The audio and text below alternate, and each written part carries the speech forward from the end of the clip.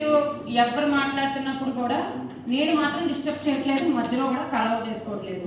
కానీ మేము మాట్లాడుతున్నప్పుడు మిగిలిన గౌరవ సభ్యులు వాళ్ళ విజ్ఞాన అక్కడ మొత్తం ప్రదర్శన అంతా చూపిస్తున్నారు. వాళ్ళకి ఏమైనా ఆలోచనలు ఉంటే దయచేసి మేము మాట్లాడిన తర్వాత మాట్లాడండి, కానీ మా మాటల మధ్యలో అంతరాయం కలిగించద్దని నేను గౌరవ సభ్యులందరినీ కోరుచున్నానండి.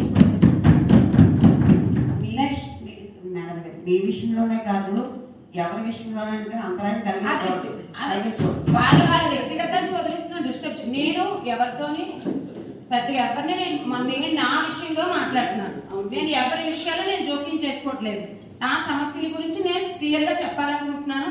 చెప్పేటప్పుడు దయచేసి ఎవరు వాళ్ళ ఆలోచనలు వస్తే నేను మాట్లాడిన తర్వాత మాట్లాడాను, లేదంటే మీ మీద అభ్యంతరకరంగా మాట్లాడినప్పుడే నేను స్పందించాలి, కానీ నేను సమస్యలు మాట్లాడుతున్నప్పుడు మాత్రం దయచేసి మధ్యలో మాట్లాడద్దు.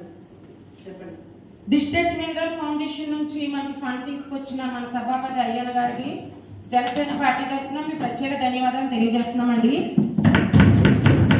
సభాపతి గారు ఇదే కౌన్సిల్ సాక్షిగా మన నర్సీపట్నం 28 మున్సిపల్ వార్డుల్లో కొన్ని వార్డులు ఇంకా వెనకబడిన పరిస్థితుల్లో ఉన్నాయి. వాటికి మేము ప్రత్యేకంగా అదనంగా నిధులు కేటాయిస్తామని మన అందరి సమక్షంలో చెప్పడం జరిగింది.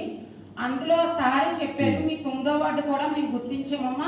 నేను ఆ మేడం కూడా 4 మార్కులు అడిగారు, వాటికి కూడా టెండర్స్ అవ్వలేదు. ఇన్స్పైట్ ఆఫ్ దట్ మనం ఇన్సూరెన్స్ ఇస్తున్నాం అందరికీ కూడా, అన్ని ఇబ్బందులు కూడా తొలగిపోయాయి. రేపటి టెండర్లు వేయడానికి కూడా అడుగుతున్నాం. అవి చేద్దాం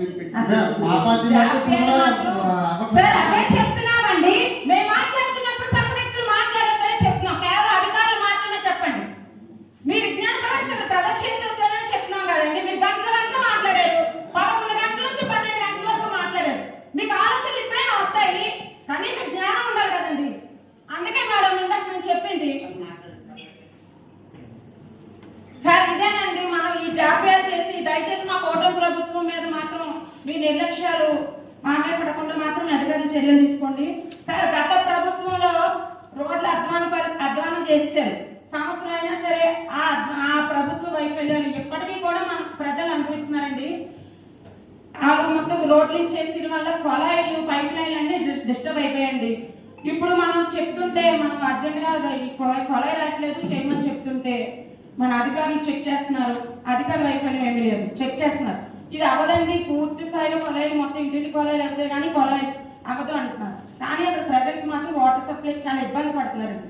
అదే బిందు నీళ్ళ కోసం వాళ్ళు చాలా 4-5 వీధులు అవతలకి వెళ్ళి పట్టుకోవాల్సి వస్తుంది. అలాంటి ఏరియాలు గుర్తించి దయచేసి ఎలాంటి కాలం అయినప్పుడు మళ్ళీ వర్షాకాలం వచ్చేస్తుంది, నీరు ఉందని మీరు జాప్యం చేయకుండా